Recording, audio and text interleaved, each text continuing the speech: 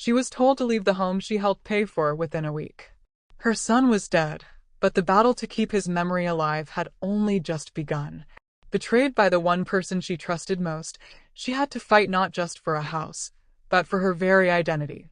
Before we start, if you care about stories of resilience and truth, please consider subscribing. Now, here's Emily's story. Emily sat quietly in the dim funeral chapel, the heavy scent of polished wood and fading flowers swirling around her. The funeral program, crumpled and trembling in her hands, was the only anchor she had left. Her mind replayed the moment a whisper cut through the solemn prayers, a whisper cold and sharp like ice. "You have 1 week to get out." She did not turn to see who spoke. She didn't want to meet the eyes behind that merciless sentence. Instead, she froze, her heart pounding in a way that no words could ease. The priest's voice continued, soft and steady, speaking of peace, of closure, but those words felt empty to her. How could there be peace when the woman she once trusted was already wiping away her place in the world?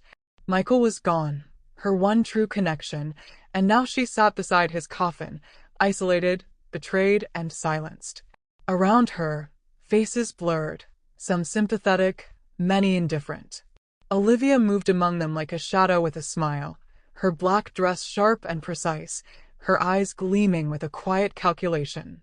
She offered comfort to others, but to Emily, her touch was a reminder. This was a war disguised as mourning. After the service, Emily followed the crowd out, feeling invisible despite the crowd. Olivia led the guests with effortless grace, but when it came to Emily, she turned away, a cold gesture of exclusion. The house felt different the moment Emily stepped inside. The warmth was gone, replaced by a calculated chill. In the days that followed, Emily discovered the cruel truth hidden beneath Olivia's practiced kindness. Photographs disappeared, cherished belongings vanished, and rooms that once echoed with laughter were stripped of life.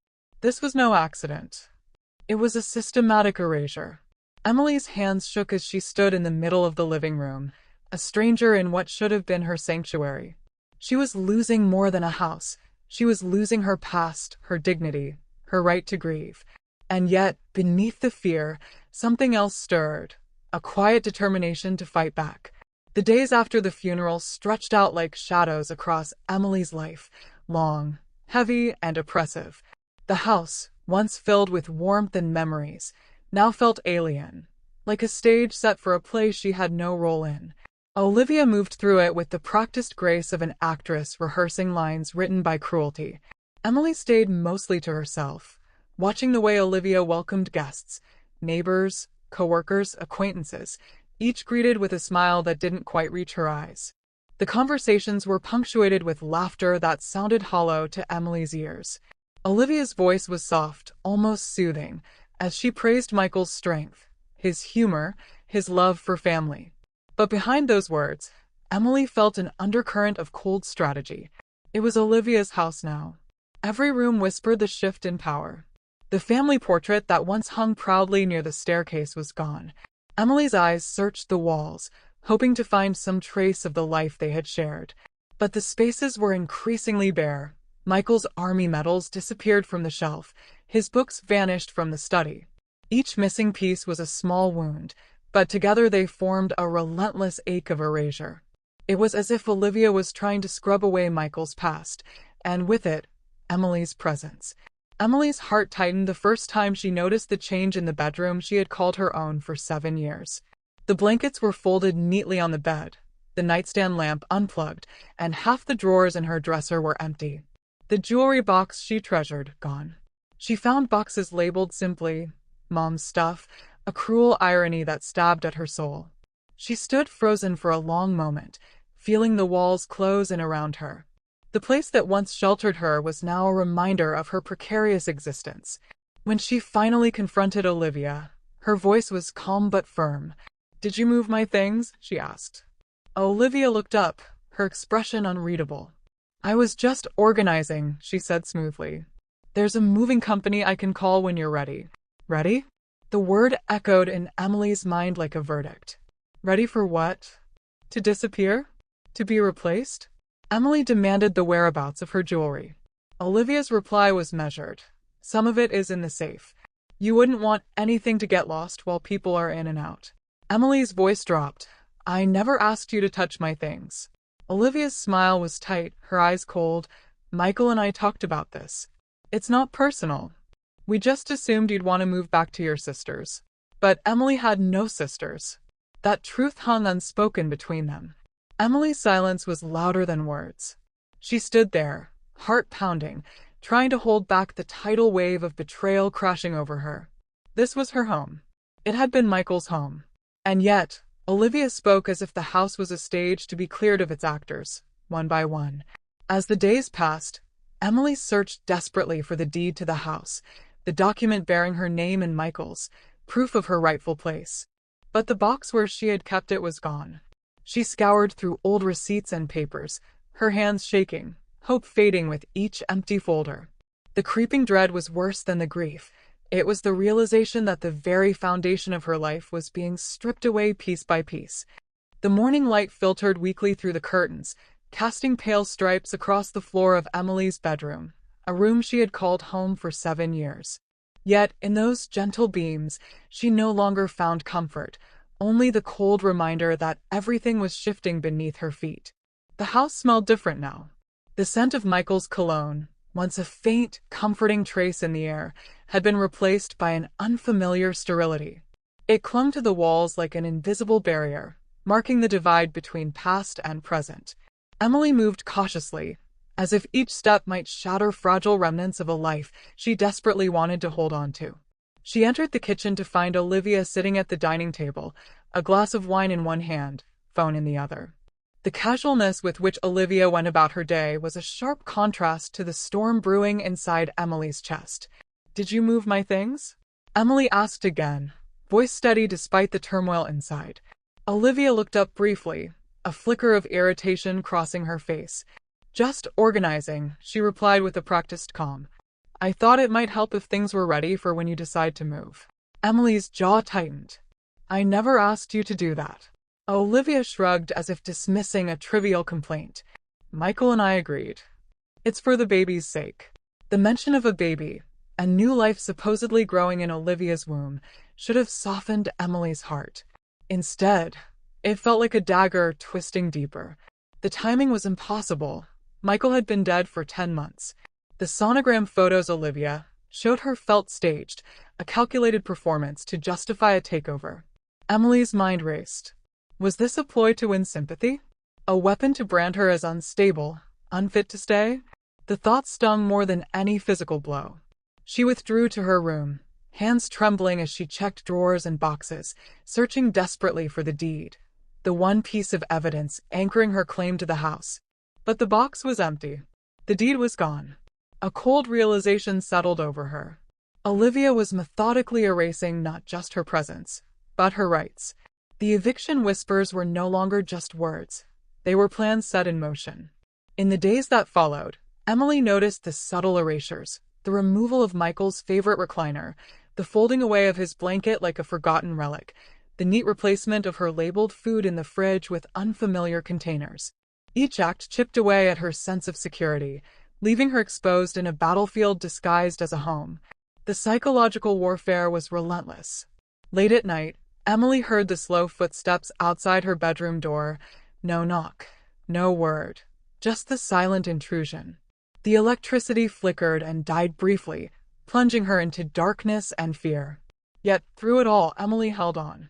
She was a woman pushed to the brink but refusing to break. Beneath the surface, a fire burned, quiet, steady, unyielding. Morning light crept slowly through the blinds, casting soft, uneven lines across the kitchen floor. Emily moved quietly through the space she once considered a sanctuary, each step heavy with a mix of sorrow and resolve. The familiar hum of the refrigerator and the distant chirping of birds outside were stark contrasts to the turmoil inside her. At the dining table, Olivia sat absorbed in her laptop, fingers dancing over the keys with practiced ease. Her face was serene, almost detached, an unsettling calm that felt more like control than peace. Emily hesitated at the doorway, watching. The subtle shift in the atmosphere was palpable. This was no longer a home shared in grief, but a battlefield veiled in civility. "Good morning," Olivia said without looking up, voice smooth like silk. Emily nodded, eyes fixed on the neat rows of unlabeled Tupperware lining the fridge shelves. Her carefully marked containers were placed, her belongings subtly overwritten. The unspoken message was clear. This space was no longer hers.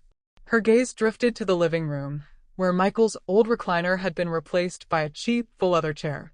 The blanket he always kept folded neatly now lay stuffed behind the TV stand, discarded like a forgotten possession. A lump rose in Emily's throat. She asked softly, "Where's Michael's chair?" Olivia shrugged, dismissive. "It didn't fit the room anymore. We're making changes." Emily wanted to scream, to demand the truth, but she swallowed the words. There was power in silence, and for now, she needed to hold it tightly. Later that day, the weight of the house pressed down on her as she climbed the attic stairs, heart pounding with a mix of hope and dread. The attic, long neglected, was a repository of memories, old boxes filled with relics of a life before this fracture. With trembling hands, Emily sifted through the dusty containers. University records, military papers, photographs faded with time, all fragments of Michael's story. Then, tucked away in a manila envelope labeled home purchase, she found it, the final deed. Her name and Michael's, signed and notarized, a testament to her rightful claim.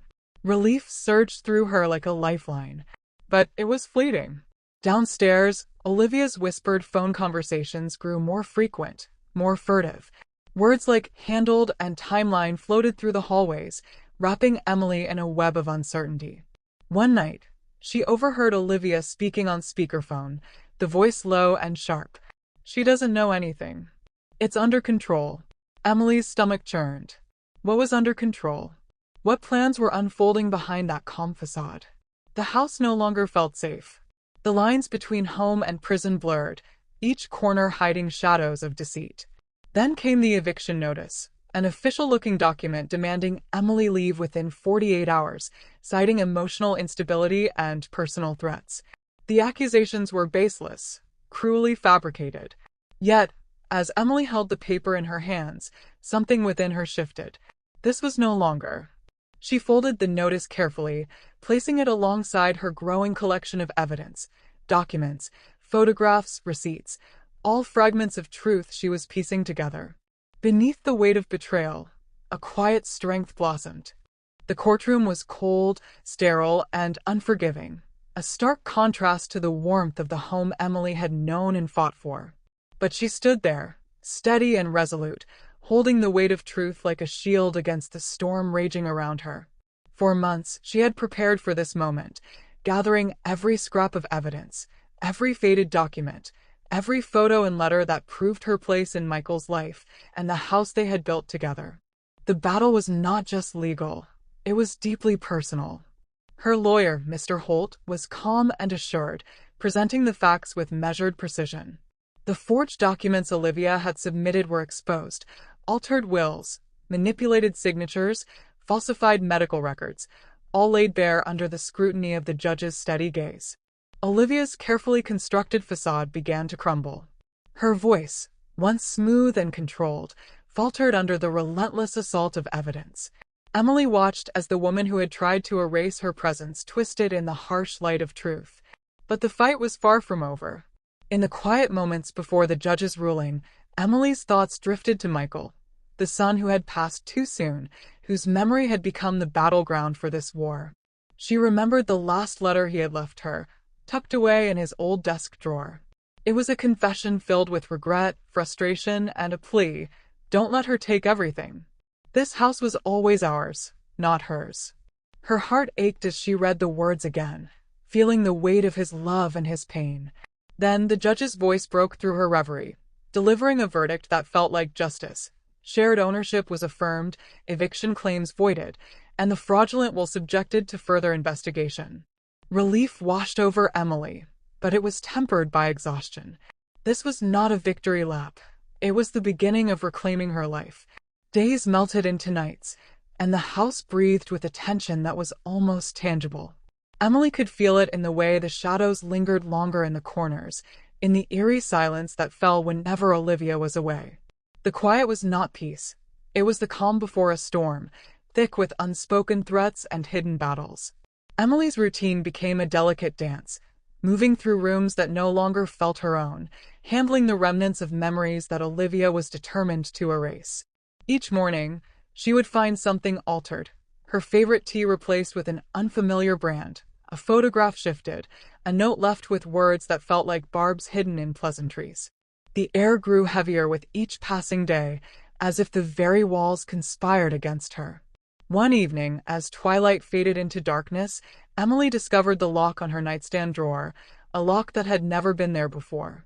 Her fingers trembled as she pried it open with a small screwdriver, revealing an empty prescription bottle and a missing envelope of cash. The message was clear. Privacy was a luxury she no longer possessed. Olivia was sending a signal. She was in control, watching, waiting. Emily sat on the bed, breath shallow, fighting the urge to despair. But beneath the fear, a quiet fury began to simmer, a determination that would not be extinguished. She retreated to Michael's study, the one room Olivia had yet to claim fully. There, she found his filing cabinet, worn but steadfast. Inside, a folder labeled refinance options caught her eye. The documents within bore both their names, recent and unaltered, proof that Olivia's claim was hollow. With this discovery, Emily felt the first real spark of hope in months. But hope came with its own dangers. The nights were restless, haunted by whispered phone calls Olivia made in the shadows. Emily caught snippets, words like lawyer, timeline, pressure. It was a campaign of quiet intimidation, psychological warfare waged in the dark. One night, the power blinked out for exactly 1 minute. The silence was suffocating. Emily lay awake, listening to the creaks and groans of the house. Somewhere in the distance, footsteps slowed outside her door. No knock, no warning, then retreated. Her pulse raced, but she held steady. This was no longer just a dispute over property. It was a battle for survival, for dignity, for the right to be remembered. The house was no longer just a place of living. It had become a stage where shadows played cruel tricks. Emily found herself wandering the halls with a growing sense of unease, the very walls whispering secrets she wasn't meant to hear. Each room bore the marks of Olivia's quiet conquest, subtle but deliberate. Emily's mornings began with a ritual of discovery, small changes that felt like attacks, yet were cloaked in everyday normalcy. The family portrait had been replaced by a cold, impersonal landscape painting, blue mountains shrouded in snow, devoid of life or warmth. The kitchen counter, once a gathering place, now held only the faint scent of discarded hopes. Olivia moved through the house with a chilling detachment, carefully calibrating each interaction. She spoke with friends in hushed tones, casting glances that carried unspoken accusations. Emily caught fragments of conversations, words like unstable, dangerous, liability, meant to paint her as the villain in a story only Olivia controlled. One evening, as guests arrived for what Olivia called a grief gathering, Emily stood near the back wall watching. The room was filled with faces, friends of Michael, neighbors, co-workers, all drawn by the veneer of mourning Olivia projected so flawlessly. Yet beneath the surface, Emily sensed the currents of doubt. A friend whispered in her ear, "She talks about you all the time. Says you're the only one Michael trusted." Another neighbor, confused, asked, "Isn't this her house too?" The question lingered, hanging in the air like a fragile hope. Olivia's smile was practiced, but her eyes flickered with something darker, calculating, wary. When the room quieted, she pulled Emily aside, her voice low but sharp. "Are you trying to start something?"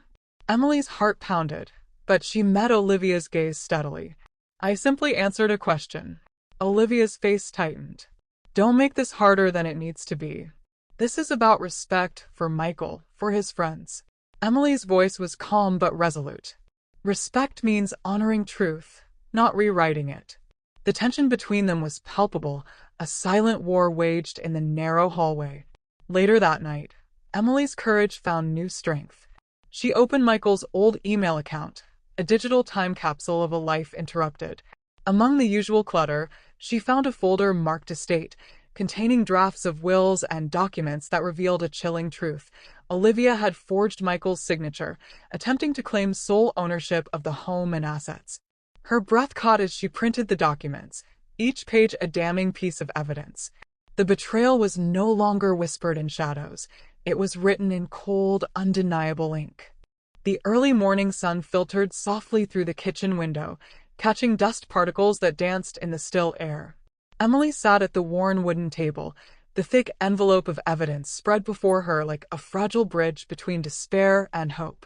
Her fingers traced the edges of the forged documents, each one heavier than the last, not with ink, but with the weight of deception.